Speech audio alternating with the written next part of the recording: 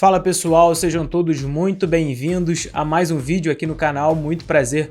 Para você que está chegando agora e não me conhece, eu sou João Pedro Fará, falo aqui no canal sobre os 4 clubes grandes do Rio e no vídeo de hoje eu vou falar diretamente com você, que é torcedor vascaíno, sobre essa última rodada do Campeonato Brasileiro. O Vasco da Gama chega ainda dependendo dele, mas para mim esse é o grande problema e para mim tem apenas uma forma do Vasco continuar na primeira divisão. Então, depois da vinhetinha você vai conferir a minha opinião sobre essa situação do Vasco. E claro, já te pedi para você se inscrever aqui no canal, muito importante para o nosso crescimento, deixar o dedo no like, ativar o sininho para você não perder nenhum conteúdo e compartilhar esse vídeo nos seus grupos de Telegram, de Facebook, de WhatsApp. Mande para os seus amigos nos grupos que você tem.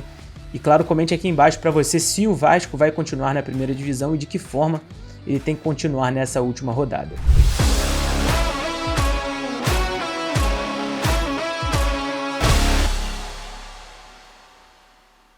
O torcedor vascaíno de verdade já está cansado de ano após ano na primeira divisão ficar lutando contra o rebaixamento. Com todo torcedor que eu converso, e eu mesmo, como vocês sabem aqui, sou vascaíno, eu falo sobre os 4 clubes grandes do Rio, mas eu sou um vascaíno aqui e também nunca escondi isso, é muito cansativo.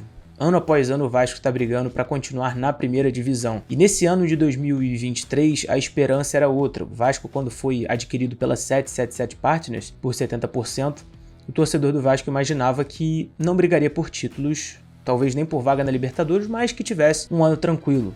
Os planejamentos foram feitos errados, eu já comentei aqui no canal várias vezes, houve vários erros de contratações, de correções de rota.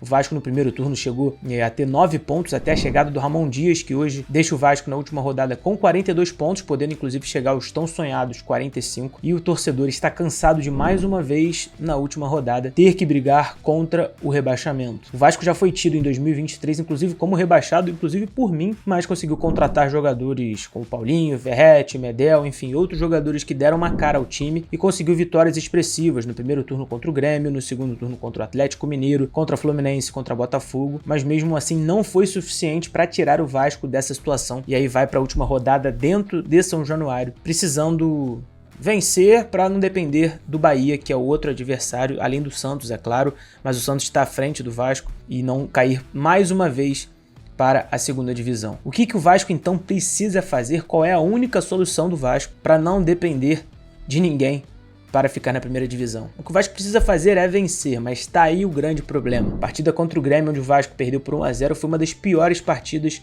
do Vasco desde a chegada do Ramon Dias. Os problemas técnicos ficaram muito evidentes nesse jogo. A falta de qualidade técnica faz uma grande diferença nesse ano de 2023 do Vasco. Então você pode estar imaginando que a única solução do Vasco para ficar na primeira divisão seria vencer o Bragantino, que matematicamente, é claro, garantiria o Gigante da Colina na Série A do ano que vem. Mas para mim, a única solução é uma derrota do Bahia para o Atlético Mineiro, que tem chances remotíssimas de título ainda, brigando contra o Palmeiras. Esse seria o único fato que o Vasco precisaria para se manter. Isso porque o psicológico desses jogadores do Vasco vai entrar ainda pior contra o Red Bull Bragantino. Tecnicamente eles chegaram ao teto nas vitórias contra os times que eu até citei aqui, então o torcedor pode ficar chateado, pode ficar irritado, mas é muito difícil imaginar, mesmo o Bragantino sem ter chance de se classificar direto para a fase de grupos da Libertadores da América do ano que vem, que o Vasco vai vencer. A postura contra o Grêmio foi muito ruim, time cabisbaixo, com medo, frouxo mesmo dentro de campo, sem disputar as bolas e não entendeu, por exemplo, que precisava vencer o Corinthians na 36ª rodada e por isso está nessa situação. A grande questão é que o torcedor está cansado, o torcedor está exausto, não aguenta mais esse tipo de situação de brigar contra o rebaixamento ano após ano, ainda mais num ano de um investimento de quase 300 milhões de reais no futebol. E é claro, aqui abrindo parênteses, não foi todo esse dinheiro destinado a contratações, mas o torcedor nessa rodada comemorou muito mais a vitória do América Mineiro contra o Bahia por 3-2 do que propriamente torceu para o Vasco da Gama, até porque em algum momento do jogo sabia de que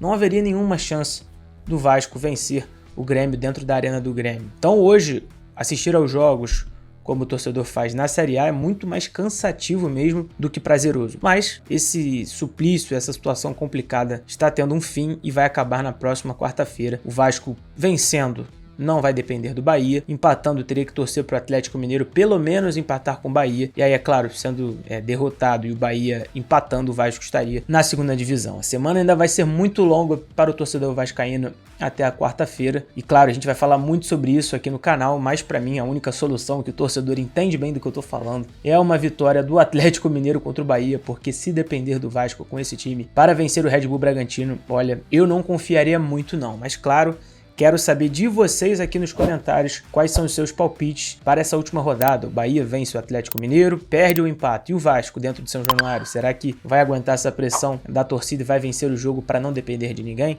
Então comente livremente aqui embaixo, quero saber se você concorda ou não com a minha opinião. Pedir novamente para você se inscrever no canal, deixar o dedo no like e, como sempre, eu te aguardo no próximo vídeo.